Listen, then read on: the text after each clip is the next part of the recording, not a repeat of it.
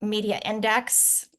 This is where you find out. This is where I found out that I was in the top 1% of marketers on LinkedIn and the top 3% of all users of LinkedIn. It's a good number to have and benchmark against as you grow. And then the last thing I'm going to pop in here, and then I'm going to get out of here, is when we end, there's just a 4-question survey. Okay.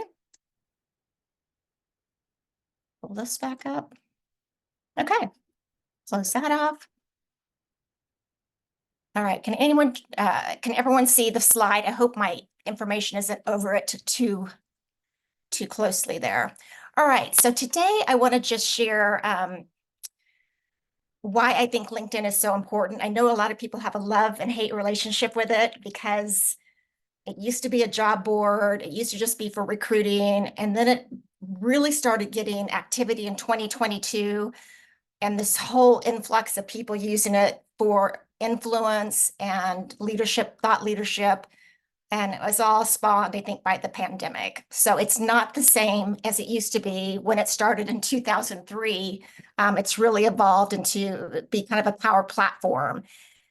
And my passion for LinkedIn is I've been around the block, obviously, a few times, maybe 8 times. I've used it for finding jobs, finding people that I've inducted into the Hall of Fame for companies, getting people on my podcast. It's just such a magnificent mechanism for outreach and connection. And I made the mistake in 2009. I let go of my network. I had to move to the Ozarks to take care of my family. My mother had lost her house and her husband, and I just fell off the face of the planet and really had to work hard to rebuild my network. So I'm very passionate about never, ever letting your network fizzle out. So that's my passion. Okay, so a little bit about me. I have been training sales forces on LinkedIn since 2012 when I was at Assurant, which is a life insurance company. I have some of my slide decks on SlideShare if you want to see them. They were past tense. I'm ranked number 1% of marketers, and I've optimized at about 50 profiles for companies and people in the past 2 years. I'm currently growing my LinkedIn following about 10% monthly. I share that because I want you to know that it can be done. I have went full throttle, I backed off and went full throttle again. So whenever you push the gas down on LinkedIn, it moves forward. When you let the gas up, it slows down. So in the past 20 years, I've spent at least 10,000 hours on this platform, and I have about 10,000 social media followers collectively on all my sites. That's a little bit about me. That's enough about me. This is what I promise that you'll leave tonight with before you go to dinner. You'll know exactly how the platform runs in the modern era. You'll know the options if you want to dip your toe in or dive in. You'll know exactly how to modernize and optimize your profile. And I will give you different resources for help and accountability after this webinar ends. So this is obviously I was on an Instagram nature channel, but is this you? And I mean that is, are you kind of laying back and just kind of watching and hanging back and not really knowing whether you want to go for it on LinkedIn? And that's fine. You may end up at the end of this webinar saying, this is not the platform for me, and that's fine too. But this is what I encourage you to do. Stop lurking and start being part of the conversation. Because everyone here is so intelligent. I have the good fortune of knowing most of the people are on this webinar right now. And I know how smart you are. And I know that you're capable of diving into the conversation because I've seen you do it at networking events.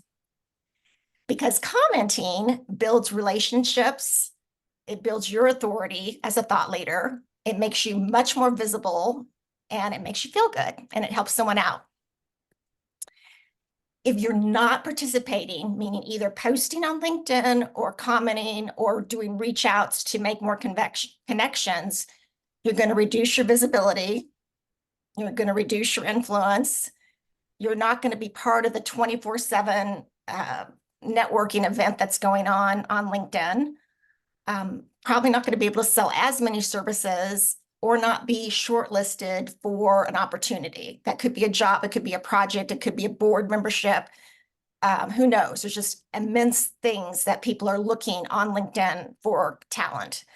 And this is what's really astonishing to me, this little type at the bottom, that only 16% of the 1 billion people that are on LinkedIn are active daily. Only half of people are active monthly, and only 3% of the billion are actually creating content right now, which makes me feel really good because I am, and that puts me in a small pocket of people to stand out for some of those opportunities. So that's what you will be missing out on if you don't do anything. Show me the money, as they said in the Tom Cruise movie. They say, the research, that people on LinkedIn, if they see your content, they will be 6 times more likely to purchase from you. And that above and beyond Instagram, above and beyond TikTok, all the other platforms out there, Facebook, LinkedIn has double the conversion rate.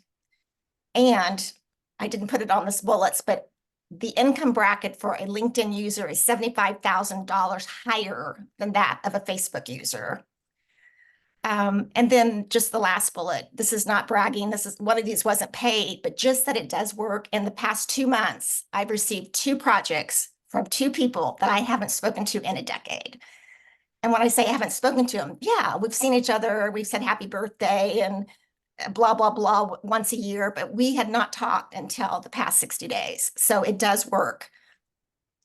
The demographics, we're not going to bore you with this, but just the United States is the mega player on LinkedIn, followed by India. It's male dominant, it's skewing younger by the day, and only 18% are 35 to 54, and only 2% are over 55. So that's the demo. It's incredible that I'm actually speaking and working with some people in Bangladesh and Pakistan, and it is a global mixing pot of talent. Should you dip your toe in? How you would do that is, let's say you haven't touched your profile in 5 years, 2 years, 10 years. Yes, you should go in and modify it to who you are today. And I know a lot of people that I work with, because I do social media for individuals that don't have time, they're still hovering at 300, 200 connections, which is different than followers. Connections are the people that you've actually said, yes, I want to connect with you and have you in my database of contacts. If you get that up to 5% or more, or excuse me, 500 or more, your algorithm bumps and your messages reach more people. So you need to at least get up to 500 connections. And then just the easiest way to dip your toe in is just to comment. See something that interests you, is relevant to you in your industry, and throw a comment out. And it can be supportive or devil's advocate, just participate. So that's dipping your toe in. If you want to dive in, which is my tendency, you will develop a scroll stopping banner, which is the top real estate that a lot of people don't use. They just let that LinkedIn blue wave stay up there. And you're going to post your own material 4 or 5 times a week. And right after you do that, you're going to go comment on as many people's posts as you can that's relevant to you. I have a list that I have by on my iBook pad that I just go through every day. Oh, have I hit Asim's? Have I talked to Melanie? And I just make sure I've covered the people that interest me and support me, because it's reciprocal. And you're building relationships by sending direct messages to people. You have your creator mode on, which we'll go into later. And then you're really going to dive in if you're starting to do LinkedIn Lives, which I had the choice of doing tonight, but I wanted to use this as a warm up, and LinkedIn newsletters. LinkedIn's Live is where you actually, your webinar goes to LinkedIn Live in the moment, and YouTube or whatever other channels that you want to do. Oh, I got Rachel waiting up here. There, sorry. The algorithm, you always hear people talking about the algorithm, what's going on, blah, blah, blah. And they're always changing it because they don't want people to Ponzi the system, for lack of better words. So what it means when you say there's a golden hour with LinkedIn, the first hour that you post, let's back up. When you post something, whether it's I'm having an event, I just went to an event, I just heard this great speaker, I think this would be helpful for someone to know about this, that post will only go to approximately 10% of your connections, which is really sad because they're your connections that you've earned and worked with, but they're only going to feed that message to 10% of those unless you create engagement by getting at least 10 comments to that post in the first 24, the first hour, excuse me, the first hour.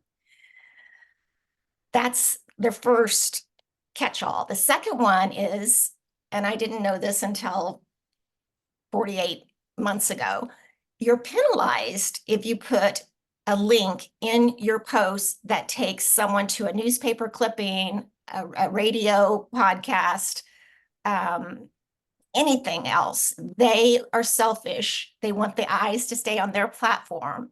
Therefore, do not put a link in your post, put it in the first comment. So I always say, here's what I think about website development, blah, blah, blah. See the article in the first comment. So therefore, you're keeping the people on your post. And if they choose to read that article, you're not going to get penalized. The other part of the algorithm, number 3, is if you create your own content, they're going to reward you and send your post out to more people if you make it something that really takes time for them to digest. So if you create a carousel, which is those 10 to 12 page reels and slides, that takes longer for someone to read and digest. If you create a video post, which probably, let's say it's, I don't know, 2.5 minutes, they're going to be reading that or watching that for 2.5 minutes and maybe comment it. So they're staying on that post engaged more, and you're rewarded for that. So they send it out to more people. There's a feature called Top Voice. And if you want to, I'll send this deck out to everyone because all these hyperlinks work. You can click that later and find out how to be eligible for that.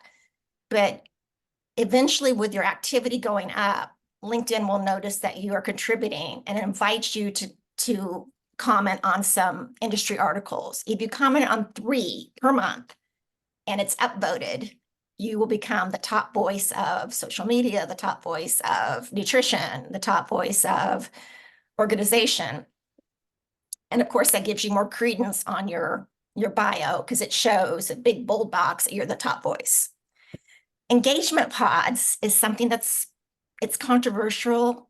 It happens on all platforms. That's why I have all the penguins walking together.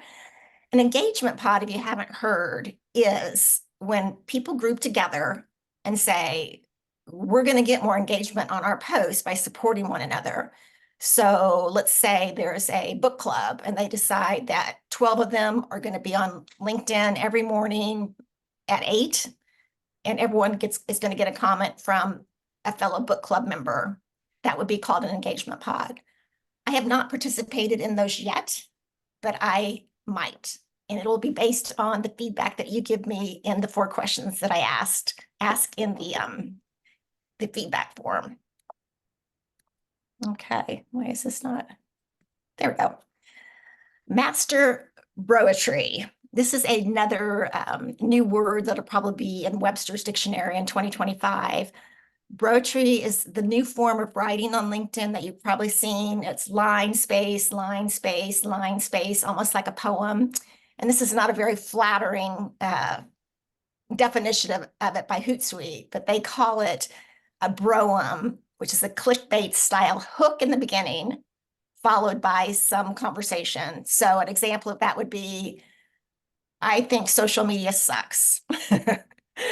And then the next line is, but without it, we wouldn't have access to 1 billion people on LinkedIn, 2 billion people on Facebook, da, da, da, da, da, da, da. And then you go into the reasons that you think social media is valid. That is called a broem, and they work.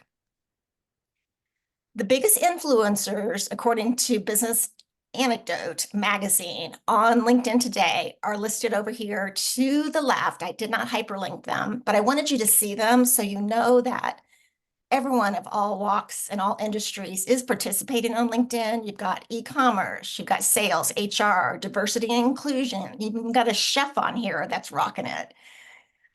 So those are the biggest influencers. Of course, they have millions of followers. These are the people that I'm more inclined to point you towards. And this is just because I have just been on this platform 5 hours a day, really trying to figure things out. Pam Moore is in my industry, it's Andy's industry. She's more into marketing communications.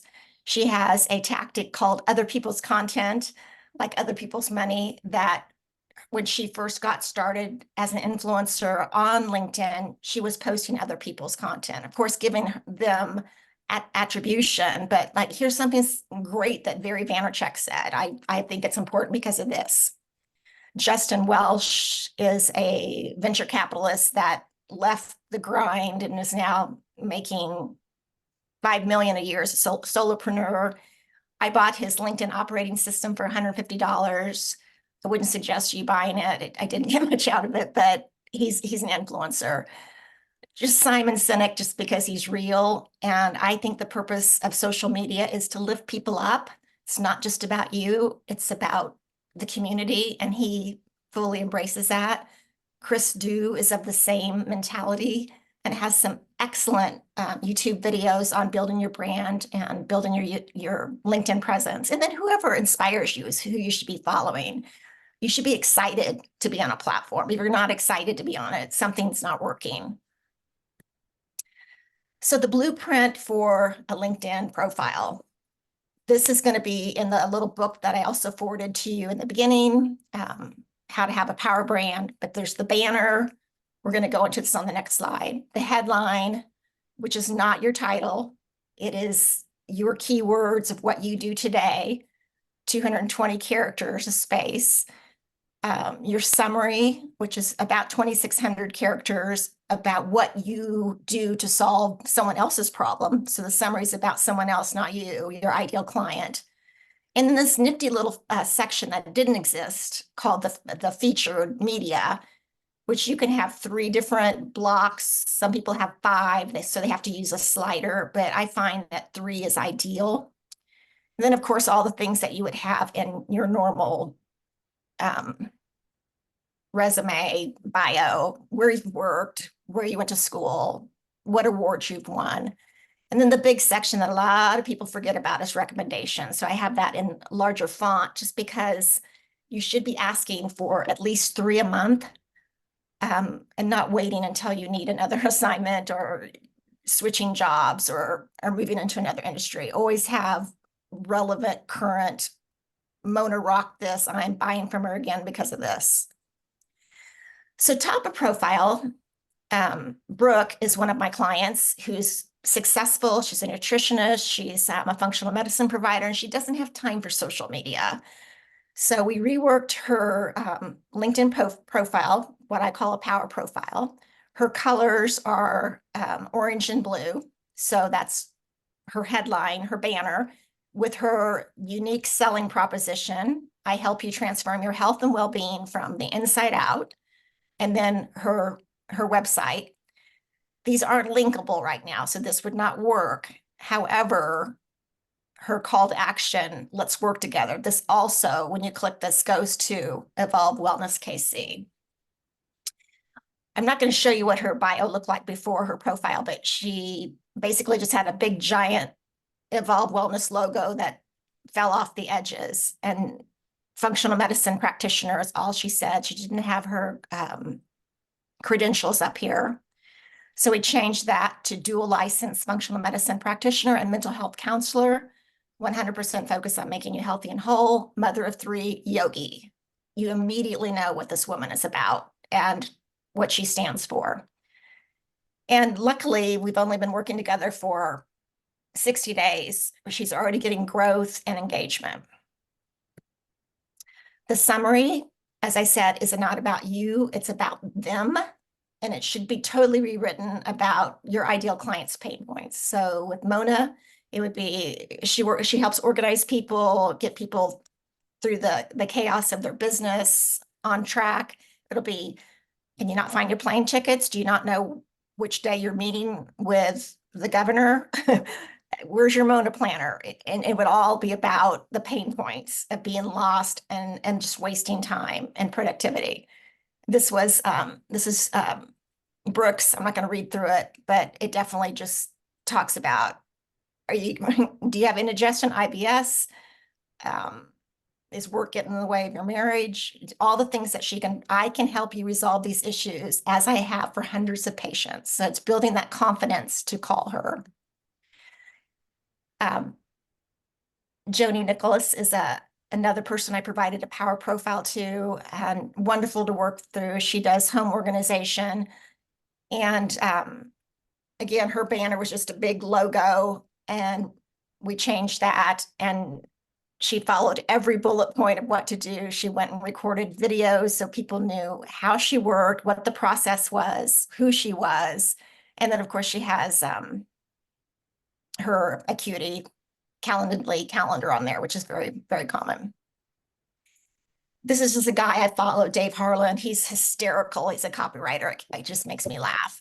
But I like the look and feel of this, because you've got his book a appointment, get his copywriting guide, get on his email list. And the continuity of the blue, green, red, I think just really works and pulls you across. Social proof. These are just 3 that I've gotten in the last 60 days. I need to work on it, but I'm just driving home that you can't be shy about asking. If you've done good work for someone, they're happy to give you a recommendation. And that can also be pulled over into your website for current social proof. It's hard to write about yourself. I know, because I've rewritten my bio and my profile and my headline a gajillion times, and even I've hired a LinkedIn coach. So I know it's hard. I just wanted to give you price levels of some people that are out there. Diana Kalovich has a company called Authority, Web Authority, I think, and her power profiles are up to $4,000. This is a resume writer who's turned into a LinkedIn current status profile writer, $1,500 for a LinkedIn profile. Shelly Hutchinson is my new LinkedIn coach. She will not do a LinkedIn profile for less than $1,250. I am trying to come in mid-range at $625 if I do it for you, or $125 if it's just a phone consult. And of course, there's Upwork and freelancers out there that are doing it for far less. So you have lots of options if you decide you can't do it or don't want to do it, don't have time to do it. Premier coaching programs. Just threw this up. I almost took this out today, but I wanted you to know what was out there. Mandy McEwen is the mod girl. She does huge LinkedIn trainings. The beginning one is $5,000, and then they go up to $15,000. Debbie Miller couldn't be here tonight because she's doing an infrared sauna, darn her, but she went ahead and joined recently the Burnt Out to All Out program, which is charging $600 a month for 6 months to beef up her outreach efforts. Shelly Hutchinson has a Premier program VIP for $5,000. I didn't buy that one. I bought the next level down, but she's wonderful. I'm really looking forward to starting to work with her. And Matt Gray is just a guru out there that you'll see on YouTube. That is who Justin Welch went to get his training. And that's just a whole other level. And there's plenty out there at that level. And this is supposed to be animated, but it's not. But what it looks like trying to get your ideal prospects on other social media. I saw this driving down the highway the other day, and it just reminded me. I mean, there's just people on Instagram and Facebook just diving in front of you, trying to get your attention. And I think LinkedIn is a much more sane place to do it. I just wanted to highlight some examples of how you would ask for a recommendation or ask for a connection. Oh, there's someone else waiting to get in. There we go. Jackie Craig is a person who's trying to transition out of corporate after, I think, 25 years and do her consulting. We met up for coffee. I offered to redo her banner and whatnot. So I just said, hey, so sweet of you to help me out. What would really help me would be posting a testimonial to LinkedIn, only if you're comfortable doing so, saying something like this. And I just blah, blah, blah, blah, blah, blah. She hasn't posted that yet because she hasn't quit her job yet, but she will. um, this is a lady I reached out to this week who works at Assurant, where I used to work in 2015. Levon, hey, you have a great smile. We both worked at Assurant. There are many days I wish I hadn't left. I would love to connect with you here on LinkedIn as we have many of the same connections and interests. Have not heard back from her yet, but I take it just based on her LinkedIn activity that she probably is one of those people that gets on it once every 4 months. So it might be a while until I hear back from her. Sent this request out yesterday to who I thought was the director of programming at Nonprofit Connect. And I just wanted you to see the text. I could easily put this in as a LinkedIn message, but I sent it Gmail. I know you provide excellent programming to your members because I've attended many of them myself. I would like to provide a LinkedIn presentation to and develop so your members can develop a stronger personal and professional brand. I've trained my background, blah, blah, blah. Doing a free presentation tomorrow. I'd like you to join. She's already responded, sent me a speaker form. So positive. I mean, it's just a matter of just doing the steps. So what would be a LinkedIn posting strategy? These are my 6 takeaways. They recommend having 4 pillars, subjects. So mine would be marketing, social media, LinkedIn, community. That's what I always talk about. And then you just stick to those subjects until you pound it into people's head that that's what you know and love and can help them with. And then you mix up your posts. Some days you do a carousel, some days you do video, some days you do an image, some day you quote yourself or somebody else, and then keep an idea file on your computer or manually and just dip into it so you never run dry of ideas. This is the scary part. The advice is if you're going to really make an effort on LinkedIn, you should do an hour a day on the business days. So that's 20 hours a week, an hour a day. And that would be, checking who's emailed you, checking your connections that you've requested, posting something of relevance. So the time can go by quickly. And then just keep monitoring, improving what's working, what's not. And I love the analytics in LinkedIn because you can see, oh, that went nowhere. That hit a chord. And I'll show you some of those too. So another gentleman that I follow a lot, who's done very well, and it's taken him 2 years to hit his stride on LinkedIn, is Ryan Musselman, and he is a copy coaching guy. He broke up his what works and resonates with his followers the most is a problem-led post. 5 ways this failed.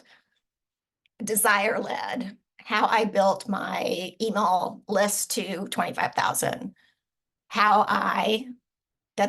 how you can scale your sales, and then a story. And those, he just rotates those, and that seems to be what resonates. And I find that to be true. People really love the stories. They really want to hear, the victories and the agonies of defeat. They don't want to just hear the good stuff. They want to hear the whole thing. And then this is 2 examples from Biggies, Justin Welsh and Ryan Holmes. So the how-to post and the list post, according to a study by OkDork, which I love that name, OkDork, do the best on LinkedIn. And here's 2 examples that you can read through later. But, Justin is really big about here's exact process I went through to get to 5 million as a solopreneur, and Ryan is talking about just something whimsical, just a list, Instagram, Amazon, and Shopify. My top posts for 2023 were these 4 posts. And obviously I'm not Ryan Holmes or Justin Welsh, but I'm doing okay. So I posted something about Rupa Health, which I went to a conference with them in Vegas. That resonated really well, probably because it's a big company and growing company in San Francisco, and that got a lot of looks. I was really surprised, but they say to reveal, you know, your hard lessons learned. So I was talking about how I have boundaries and I get away from my computer and take walks, and, my stepdad passing away and how I learned that lesson. So that got a lot of impressions and a lot of comments. And then I did a wellness consortium post about how I just love what Dr. Robin's doing and how much I just think you have to be invested in your community. And that was the fourth most popular post. So everyone got a copy of this. If there are typos in this, I did 13 pages today very quickly, but I wanted you to leave with something more, even more than the slides. So that's there for you to dive through. And then there's more after the slide, so don't panic, it's not over. But does anyone have any questions about quickly what we went through in the first 40 minutes? And let me see if I can pull up chat, or you can type it in chat. Very quiet group now that I've muted Diane. Okay, don't hesitate after the talk, Brenda K. Geiger at Gmail. Just, yeah, send me anything that we might not have covered that you wake up at night thinking about, which I doubt will happen. And then here are my two favors. You do not have to do them, but one favor is I sent you a link to 4 questions to give me feedback about the webinar that I've worked really hard on, hoping that you gained some valuable information. So fill that out, please, and hopefully that will make it back to me. It's through Zoom. I've never used their survey feature, but I hope it works. And if you're comfortable giving me a LinkedIn recommendation, I will, and when I see that, I will reach out to you and write 2 new headline 220-word character headlines for you to pick from that I think would position you positively in your industry to your audience. It's easier for someone else to write about you than it is to write about yourself. So that's my give and take. If you do give me a LinkedIn recommendation sometime in the next 2 weeks, I will write your headline on your LinkedIn profile for free. Let's see if someone said something here. Oh, if you see a potential connection post every 4 months, is there an advantage to connecting a potential connection post every 4 months?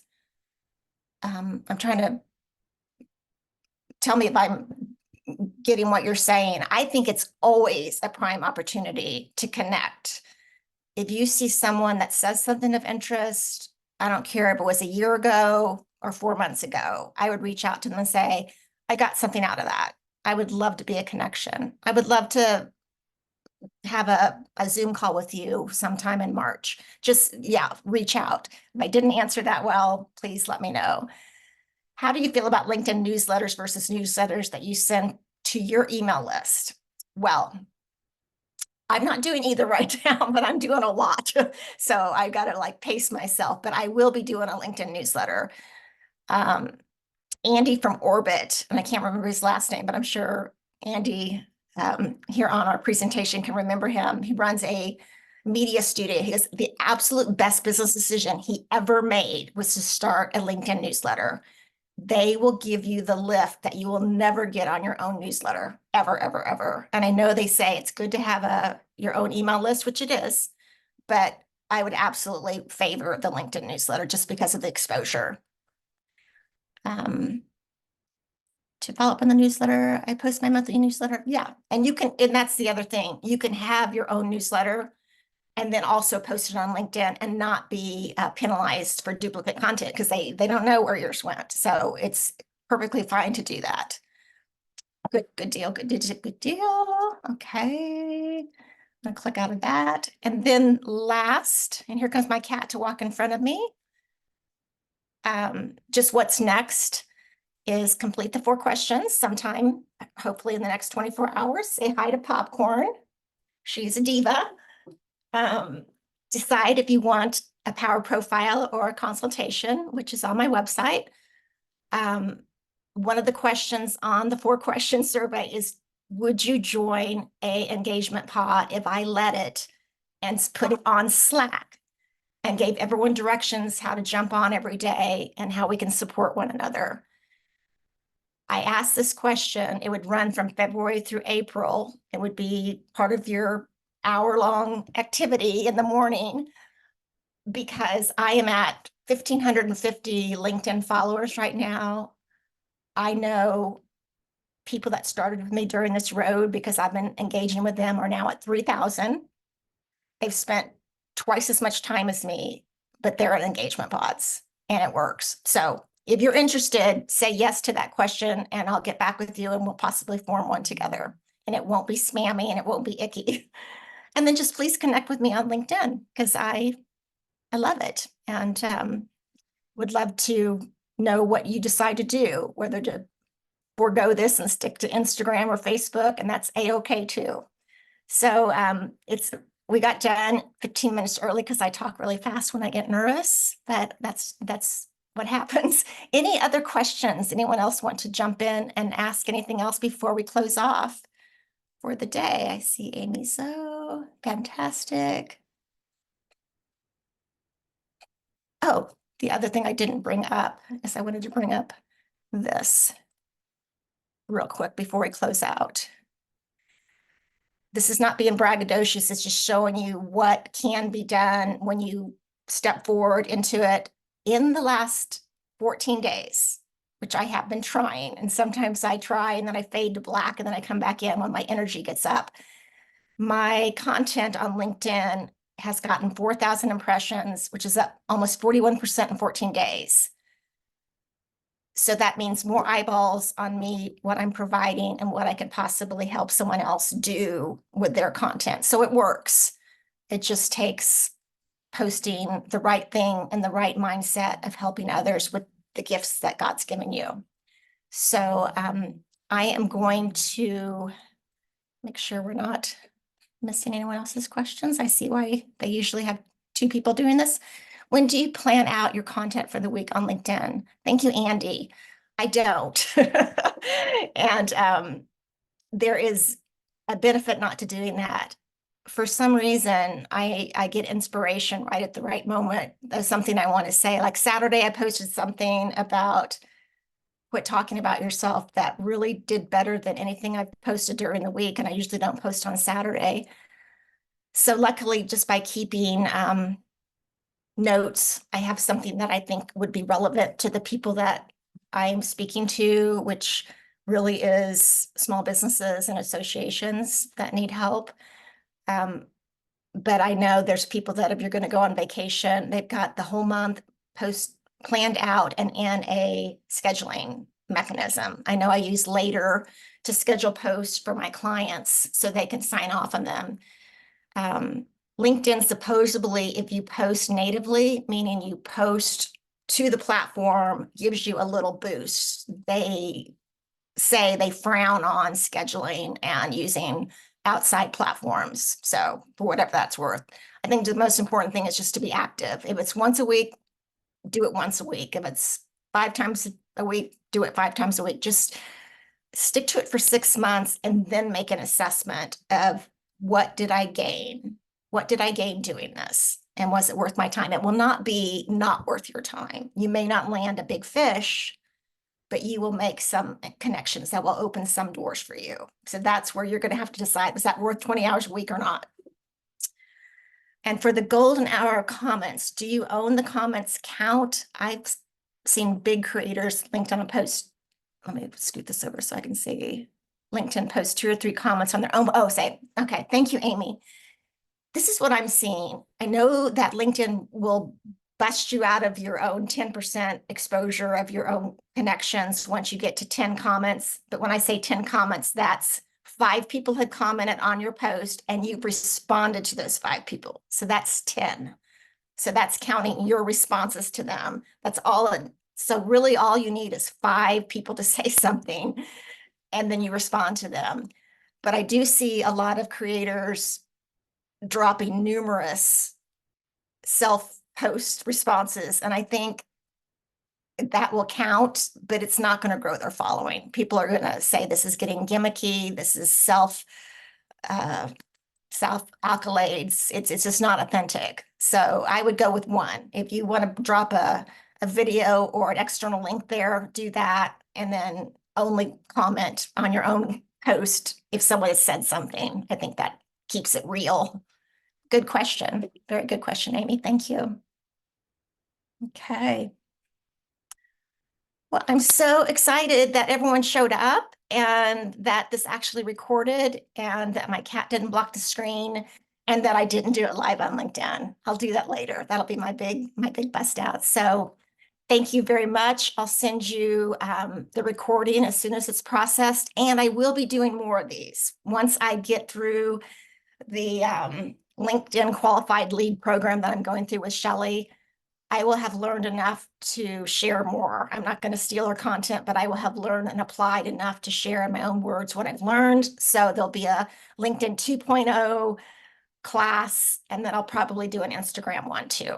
So I'd love your feedback on that. Drop me a note, and just great seeing everyone's face. Thank you for supporting the webinar. I really appreciate it. So have a good evening, guys.